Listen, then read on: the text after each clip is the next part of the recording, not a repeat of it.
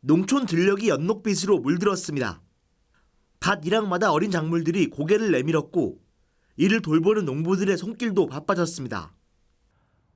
저는 지금 봄감자 농사로 유명한 춘천시 서면 지역에 나와 있습니다. 기온이 빠르게 오르면서 제 주변에 있는 모든 밭들에 푸른 감자싹이 보기 좋게 올라와 있는데요. 그럼에도 불구하고 지역 농민들의 마음이 마냥 편치만은 않다고 합니다. 요즘 한 해 농사 시작부터 끝날 때까지 농민들의 머릿속을 떠나지 않는 걱정은 일손 문제. 할 일은 많은데 일할 사람이 없다는 게 농민들의 이야기입니다. 아니 여기 인력이야 우리 동네 인구가 한 70명 되지만 한가만 넘은 사람은 5명도 안 돼요. 학생은 없고 다 65세 70세 넘고 그래서 자기 농사 내일 겨우겨우 하고 그런 형편이 힘들죠. 인구 급감에다 고령화 문제가 더해지면서 농촌 일손 부족 문제는 해가 갈수록 심각해지고 있습니다. 지난 2014년 강원도 내 전체 농촌 인구는 17만 2천여 명이었습니다. 이후 그 수는 점점 줄어 지난해에는 15만 4천여 명으로 5년 만에 11%가 줄었습니다. 반면 같은 시기 65세 이상 농민 비중은 4% 높아졌습니다. 전체 농민 숫자는 줄었는데 고령 농민들의 수는 처음과 비슷해 비율은 오히려 높아진 겁니다. 도내 전체 농민 10명 중 4명이 65세 이상입니다. 사정이 이렇자 농번기 농촌마을에서는 일꾼 구하기 경쟁이 벌어집니다. 일당 7, 8만 원씩에 일할 사람들을 실어 나르는 용역업체는 이미 농촌에선 자연스러운 풍경이 됐고 외국인들이 없으면 농사를 못 짓는다는 말이 나올 정도입니다. 몇 해 전 춘천의 한 마을에서는 업체를 통해 일하러 온 외국인들이 불법 체류 문제로 한밤중 모두 자취를 감춰 한바탕 소동이 일었습니다. 우리가 인원이 20명, 30명 필요할 때는 전화를 하면은 뭐 버스 한 대고 두 대고 오고요. 그다음에 한두 명 필요할 때는 전화하면은 여러 명이 와가지고 한 명, 두 명씩 떨겨주고 가고. 인력 달리는 거야 표현을 못하죠. 사람은 높고 인력 사무소 아니면 요새 손 못 댑니다. 불법 체류 외국인 문제를 아예 합법화하기 위해 도입된 게 바로 외국인 계절 근로자 제도입니다. 도내 시군이 자매 결연을 맺고 있는 다른 나라 지자체에서 근로자를 데려오는 제도입니다. 결혼을 통해 우리나라에 정착한 외국인들의 본국 가족을 단기간 고용할 수도 있습니다.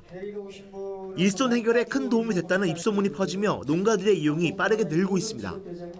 날씨가 점점 더워지다 보니까 도저히 이러한 무더위 속에서는 일하기가 상당히 좀 어렵습니다. 그래서 외국인의 노동자 없이는 이제 농사 짓기가 좀 어렵지 않느냐 하는 생각이 들고요. 그래서 군에서 마침 계절 고용 허가제를 도입을 해서 우리 농촌에 아주 큰 도움이 되겠습니다.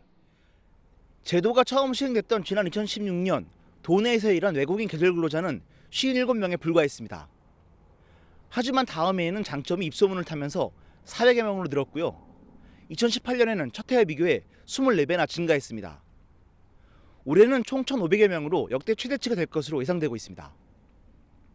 하지만 외국인 계절 근로자 제도는 근본 대책으로 한계가 있습니다. 우선 외국인 계절 근로자들이 무단 이탈하는 사례가 발생하기 시작했습니다. 한국 입국에만 많은 비용이 드는데 3개월 일에서는 기대했던 수입을 얻지 못하기 때문입니다. 올해 영월과 인제군은 이 같은 문제로 페널티까지 받았지만 같은 상황은 언제든 반복될 수 있습니다. 다 그냥 3개월 이자로 들어왔다가 3개월 끝나면 그냥 딴 데로 도망가는 거지. 아니면 아예 그 브로커가 그걸로 데리고 와, 관광비자로 데리고 와서 브로커가 뿌려. 외국인 근로자들의 체류 기간이 짧은 것도 문제입니다. 1년 농사가 파종기부터 수확기까지 7, 8개월 동안 이어지는데 외국인 근로자의 최대 고용 횟수는 90일로 정해져 있기 때문입니다. 관련법 개정이 추진되고는 있지만 언제쯤 처리될 수 있을지 불투명합니다. 때문에 도내 농업을 보는 시각과 처질 개선이 시급하다는 조언이 설득력을 얻고 있습니다. 농민 수가 줄고 고령화되는 현실을 받아들이되 그 빈 곳을 어떻게 채울지 찾아야 한다는 겁니다. 그동안의 귀농귀촌은 들어오겠다는 사람들, 그러니까 은퇴하신 분들이 들어오시면 사실 60 넘으신 분들이 들어오시는 거거든요. 근데 저희가 얘기하는 건 좀 젊은 사람들이 들어와야 되는 것들이 많고요. 그 다음에 여기 뭐 대학을 졸업한다든가 뭐 이렇게 해서 지금 사실 이 농업에 대한 또 마인드도 좀 바꿔야 된다고 생각해요. 농산업에 대한 마인드도. 이런 고민을 해결하기 위한 다양한 시도가 이루어지고 있습니다. 춘천의 한 농촌 마을에서는 올해부터 농약 살포에 무인 드론을 투입하기로 했습니다. 파종과 수확 시기에는 그나마 외지 인력을 동원하지만 작물이 자라나는 시기 부족한 일손을 해결하기 위해 찾은 방안입니다. 올해 드론으로 농약 살포를 함으로써 1년에 보통 한 작물을 재배하는 데 있어서 4-5번 농약을 치는데 그걸 드론으로 함으로써 일시에 병이 왔을 때 일시에 거의 다 칠 수 있는 그런 시스템을 갖추려고 지금 준비하고 있습니다. 고령 농민들에게는 유통과 판매도 큰 고민거리입니다. 강원도의회는 조례를 통해 도내 농가들의 농산물 직거래 활성화를 돕기로 했습니다. 주요 내용은 농가들이 택배로 농산물을 직접 판매할 수 있도록 비용 일부를 강원도가 지원하는 겁니다. 농민들은 질 좋은 농산물 생산에 주력하고 제값에 팔고 배달하는 것은 구축된 인프라를 활용하자는 생각인데 농촌 인력난을 더는 해결책이 될 수 있을지 관심입니다.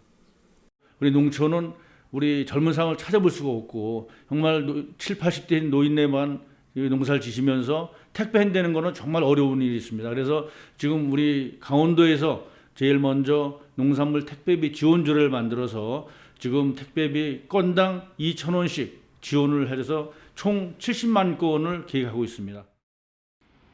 농촌 고령화 일손 부족 문제는 비단 강원도만의 문제도 아니고 이렇다 할 대책을 찾은 지자체도 아직은 없어 보입니다. 그렇기 때문에 보다 획기적이고 근본적인 해법을 요구하는 목소리가 높아지고 있습니다. 또한 우리가 고민을 하고 있는 바로 이 시기에도 우리의 농촌은 나이 들어가고 있습니다. 시급하고 빠르게 도입 시행할 수 있는 대책이 필요해 보입니다. 헬로티비 뉴스 성기석입니다.